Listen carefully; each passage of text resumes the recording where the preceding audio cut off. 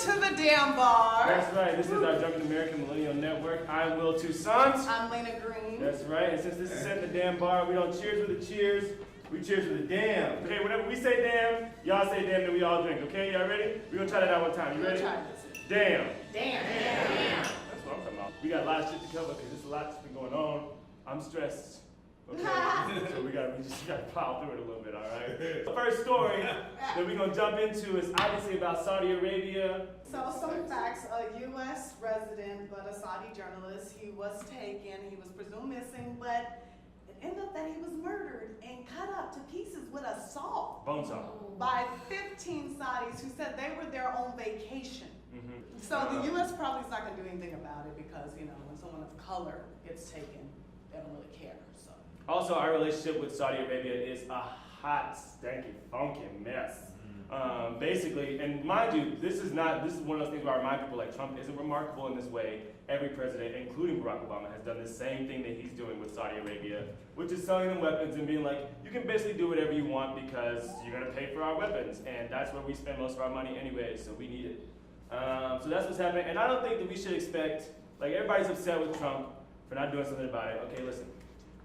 If Obama's not going to do it, you know Trump's ass is not going to do it. Trump's ass is not here for it. He is here for the money, and he has made that extremely clear. Okay, so that's the whole Saudi Arabia story. What's most likely with the murder is that I think this guy is the next clip. Yeah, that guy, the Prince, MSB is his initials. I don't know his name because I don't have time for all that. But he's been posing himself as a real cool dude. You know what I'm saying? One of the hip motherfuckers in the town. You know what I'm saying? So just watch out for hip motherfuckers like that, because that's how dictators are born.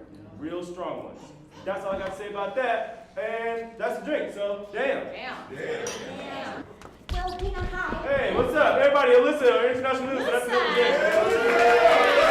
So guys, I have some news about Canada for you. As we know, guys, Canada recently legalized cannabis. On the first day, people were waiting in line for up to 4 hours trying to get their weed. Little humans are changing the game. This little 9-year-old, her name is Alina Child. She set up her cookie stand right at the exit and she plotted against these potheads and she has changed the game for Girl Scout cookies. When I see those Girl Scout cookie stands, I have a defensive strategy. I put my headphones in, I don't make eye contact, and I just walk really fast, mall walk away, like dip in and dive in, because I can't. They're like crack, it's my kryptonite. This little girl, she sold her entire stock in 45 minutes. Her whole season's worth of Girl Scout cookies gone. I'm a little bit nervous because these little humans are getting really, really smart on us. They're changing the game, and I feel like Alana is going to infiltrate our U.S.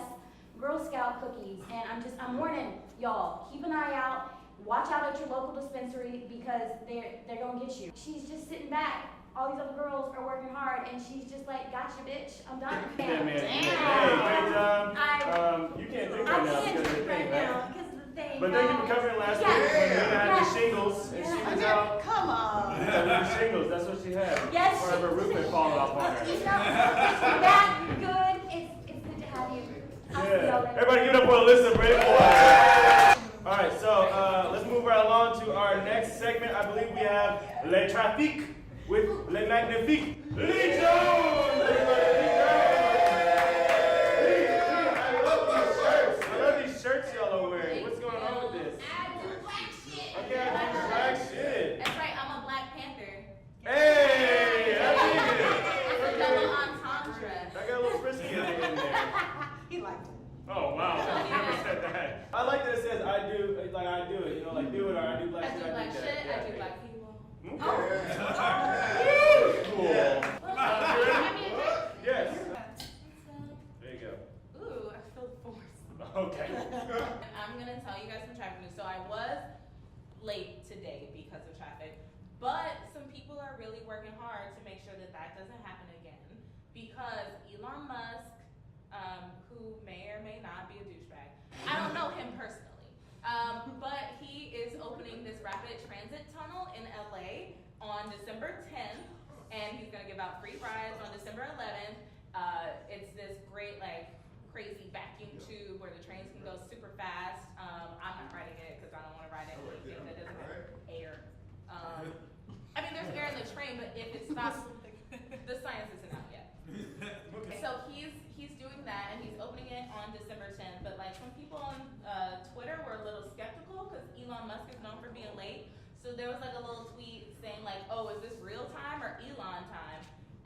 that's appropriation. Because being late is our thing. Don't try to steal my shit. Also, there's a Hyperloop train. Now, these are the future, and it's actually for real coming. The first one in America is supposed to open up in Missouri in like the 2020s, and it's called the Heartland Hyperloop. That's not the heart of America. The heart of America is us. You know what I'm saying? It's not a bunch of fucking old fat people eating fried Twinkies. That's Missouri. That's what I think of when I think of Missouri. I don't know. I've never been there. Again, I'm prejudiced against the city I've never been to, but I saw it on the internet. Okay, so that's Richard Branson, who has that whole Virgin One loop. And he's supposed to be at the Davis in the Desert investment group thing in Saudi Arabia right now, but he actually stepped down. However, they were supposed to pull out of their agreement. Saudi Arabia and Prince Salman bin Salman Mohammed, I'm not being racist, those are all part of his name. MBS, right? So he has this investment group, and they invest literally billions and billions of dollars into tons of companies, especially American companies. And while they're all outraged by this whole Khashoggi thing, they're all only halfway pulling out of this agreement, just like my ex-boyfriend. Oh! But none of them have divested. None of them are canceling their agreements. They're just like, oh, we're not going to show up to the investment party meeting. We'll pull out all the way then. Make a commitment. Decide one way or another. You know, I'm sick of this, honestly. Like, y'all need to... The point is that we're heading into the future real fast, and it's a problem because we need to know who's taking us there, okay? All right. Damn. Pull out. It's a reliable source of birth control. Don't I'm just kidding, guys. Please use condoms. Oh, stop. You can't keep doing that. Halloween trick or treat.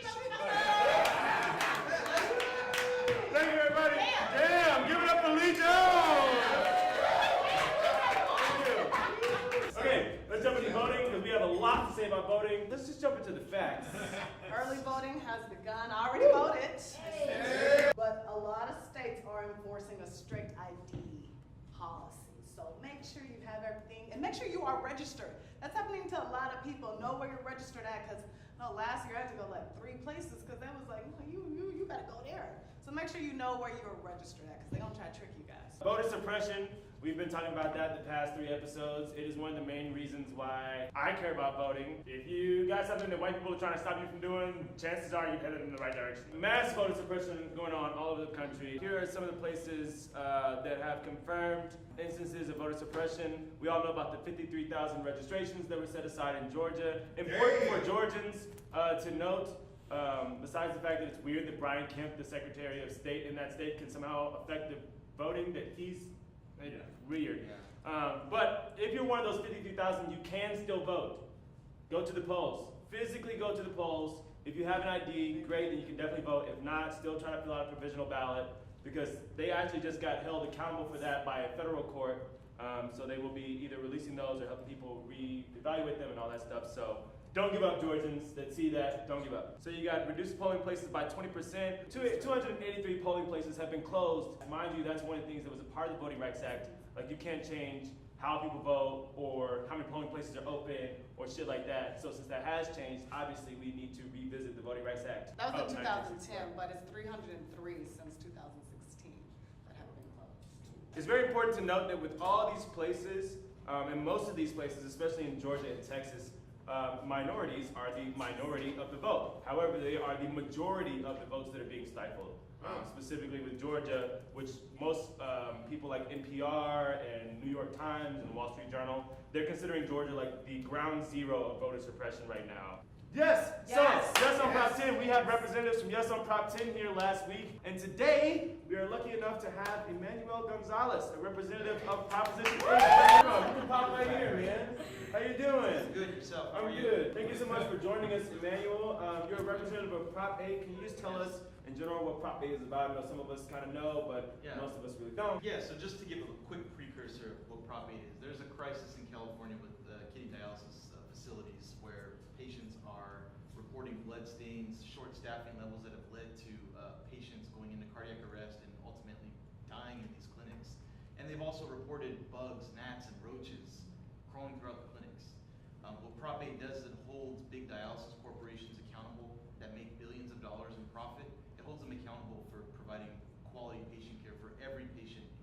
So obviously the opposition would ask, how much is that going to cost? And if we start doing that, are dialysis clinics going to shut down from not being able to have the supposed funds that they're supposed to have? Yeah. Why is dialysis like the main focus for profit? I mean, I realize Yeah. it's a part of it is just kidney dialysis is one of those things that people actually need. You know, not like chemotherapy, they need it to survive, but even more so, like dialysis people can go their whole lives living based on that. Yeah, so the thing with dialysis is that it's probably the most unregulated industry in healthcare. Facilities are inspected every 5 to 7 years. You go to your average McDonald's and they're inspected every year, and if you call, there's an issue, they're gonna send the health department over there right away. The problem with dialysis clinics is that there's no oversight. To be quite honest, they absorb, as of I believe it was 2012, according to the UC San Francisco School of Medicine, about 7% of Medicare's annual budget. And at the time, there were only 450,000 patients on dialysis. So they have the money to properly care for our patients.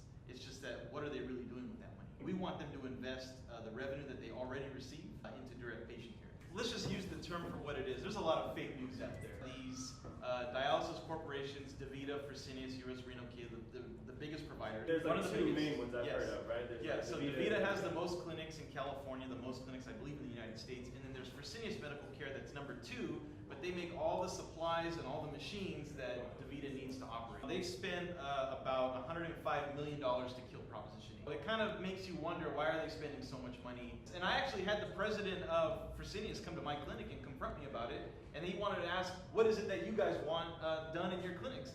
And I said, well, we want to be able to provide quality patient care for every patient, not just in our clinic, but in all clinics across California. And then I explained that you guys have the money to throw millions of dollars, hundreds of millions of dollars in political ads, but you guys can't fix a clinic in San Bernardino that is rat infested with cockroaches. These are lower income clinics, or like, are these? Yeah, for the That's most what- part, that's yes. So clinics that are in more what you would, I guess, consider lower socioeconomic situations, typically, unfortunately, they're not getting the same care as someone, let's say, in West LA. So just to go back to what the opposition is saying, so what they're saying is that it's going to flood emergency rooms, it's going to cost hundreds of $millions in additional healthcare funding. Actually not true, because they're saying also that they have to cut funding, but why would you have to cut funding if Proposition 8 says that you have to spend 85% of the revenue you already receive into direct patient care? Right. It's not increasing costs, it's just telling you, hey, you have all this money, you need to use 85% of it to take care of our patients. According to the actual proposition, it says that you can't charge more than 115% above the cost of care. But the cost of care actually is going to be defined by the provider. So the more you invest in patient care, the more you can charge. Let's say the cost of patient care was, I don't know, let's just say $100, right? Or the insurance company is reimbursing $100 because that's what you charge. Then ultimately you have to spend 85% of the revenue of that $100 on your patients, and the $15 goes towards your profits. And that's how it works. How's that gonna be regulated? Because sometimes when they do that, so how's that regulated? So in Proposition 8, there are actually provisions on what they can spend the money on. So it goes from additional staff, training, technology, new equipment, upgrading facilities, even the rent. So we're talking about like the rent's too damn high. Well, they can actually spend money on the rent, so there's no excuse for them to close clinics, because in the proposition it actually says they can spend part of the 85% on rent. It does include medical directors who are in charge of ensuring that It does safe. include them. It does, yes. Okay. That was one of the provisions that we had to include. So when you see the no on 8 people saying that the medical directors are not included, that's not true. It's actually in the bill. Under the definitions, I believe it's section 3. Yeah. Wow, right on. Yeah. Awesome. Well, thank you. One last question before you go. Yeah. You said that you work in a clinic. Tell me a little bit. I mean, so you work in this industry of I do. dialysis and all that stuff. Yeah, so I am actually a dialysis technician. I've been a dialysis technician for going on 4 years. Well, I've been licensed for 4 years. And the reason why I got into this is because my father, he's actually a dialysis patient. And he's been a patient for 21 years. Wow. I'm 26 years old now. This has been my life since I was a child. I remember my mom would go and pick him up from dialysis, and we'd see him. And I just want to share something real quick, is that when he would complain and say about some of the crazy things going on, the bugs, the short staffing levels where he's actually seen patients die, for us, we'd never set foot in these clinics. We didn't believe it. We just said, maybe it's his illness, maybe he's getting kind of crazy, right? And then when I started working in the field, for the lack of a better term, it was a bit sobering. And I realized that me taking care of patients just like my dad. When I see them, when I'm inserting those needles in their arm, it's like I'm helping someone else's family, see their loved one another day. And I believe that they deserve the best quality of care that they can possibly get. This is the United States, this is California. We're supposed to be a leader in innovation, and there's no excuse that we have 35% higher mortality rate than the rest of the developed world.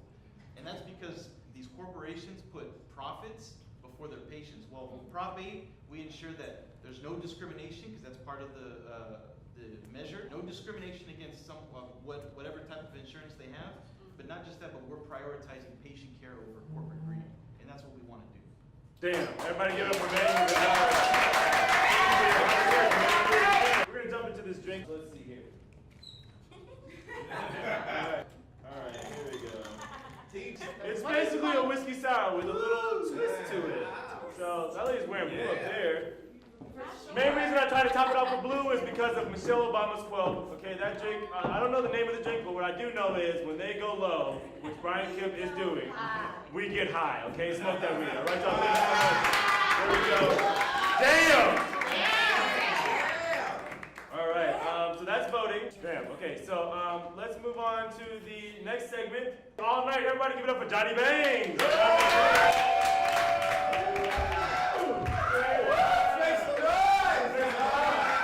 The Dodgers are actually in the World Series against another great franchise, the Red Sox. Now here's my thing about that. So, thank you. Damn. I have a love-hate relationship with my hometown Dodgers. They're playing the Red Sox. I always try to stay away, but they coax me back in the love of it. And it's kind of like an ex-girlfriend that has really great sex. Which means that, I try to stay away as much as possible, but they do something really good that gets me back in, and then they lose again. So it's just a terrible ordeal all the way around. The second one that actually happened this weekend is the Los Angeles Lakers, LeBron Mania. Everyone makes some noise. Yeah! The part that sucks is they keep losing. They're actually 0-3. But what's most important is there was a fist fight Saturday night. Alright, so look, here it is. He points in his face. What you point in my face? Bow! Bow! Bow! Woo! Yeah! Oh, Brady Leader comes in for the sucker punch. Alright, and that leads me to this point. We're 0-3, but when it comes to fights, as you all can see, we're undefeated. Let's make some noise for that. Damn! Now this is a little more serious. This is about Ray Caruth. Bam! The demon barber of C Block D. He was an ex-NFL player, used to play for the Carolina Panthers, and he was drafted in 97. Here's what's crazy about Ray. He was released from prison on Monday after serving 18 years and 11 months. He orchestrated a hit on his baby mother at the time, Sharika Adams, and I'll say that he was, this sounds a little weird, but he was quasi-successful in the hit. Sharika passed away. However, the baby that she was carrying survived. However, he lacked oxygen and certain treatment, so he has cerebral palsy at this very moment. Now here's the kicker that's gonna make everyone go, wow. Ray Caruth is seeking custody of said child. Stop. We're gonna just cheers with the damn and say, fuck Ray. The demon barber! The demon barber! Block D! Fuck you! That's gonna be his new mugshot, I think. Alright, that's about it. Damn. Damn! Oh, this type of weather. I think we've been missing Tress this whole time. I haven't seen her at all. This whole episode. She might have left, I don't know. Hey, you know what? I bet if we pour her a drink, she'll show up. Tress, your drink is full. Oh my God! Yeah. What's up? There's a shitstorm brewing out there. Oh my God. This is. Hey, freak the fuck out. Okay. Is that your drink? This your drink? Yeah. The fuck is that? I watered it down a little bit to make some money, you know what I'm saying? I gotta make some money. Gotta make some money. It's prohibition times. Okay.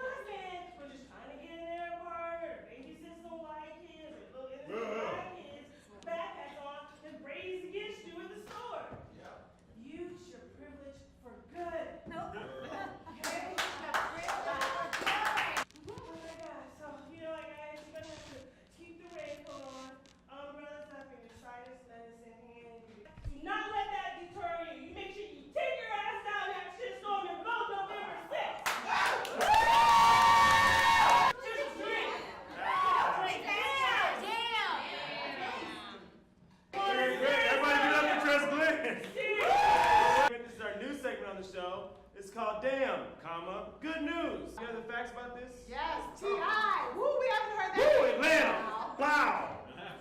So, T.I. is in trouble with Melania's spokesperson. He did a little risque video with a stripper that looked like her, although, I mean, and she was dropping it in the video and shaking it. And then, like, T.I. tweeted her, like, But we've said, like, seen it. 45, I ain't Kanye. And so she's calling to boycott his music, although. Actually, it's Melania Trump's, like, her spokesperson that's upset about it. Meanwhile, Melania doesn't know if she was actually in the video or not. And Trump is still worried about his piss tape, so he can't bring it up. It's one of those things in a relationship where, like, you know she cheated, but you definitely cheated, so you can't bring it up. You know what I'm saying? So that's what's going on with that and them. So that's why nobody's brought the video up yet. But we want to give a damn good shout out to T.I. for making a video. You know what I'm saying? So damn to T.I. with your short ass. You're doing great. Okay, hit it, motherfucker. The interplanetary connection has finally made it. Hey, there we go. Thank you all so much for coming. Give yourself a round of applause. This is the news you can drink to. Damn!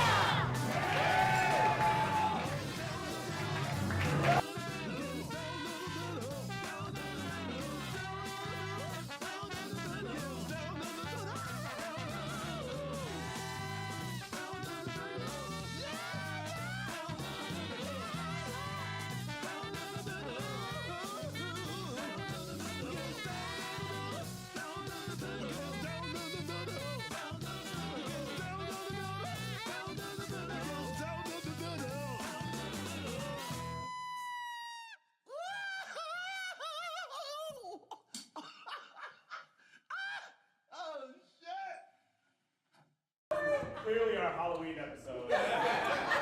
I'm quite fucking hysterical right now. Funniest thing I ever heard. Special shout out to Skitbags in case that wasn't on camera yet. You know what I'm saying?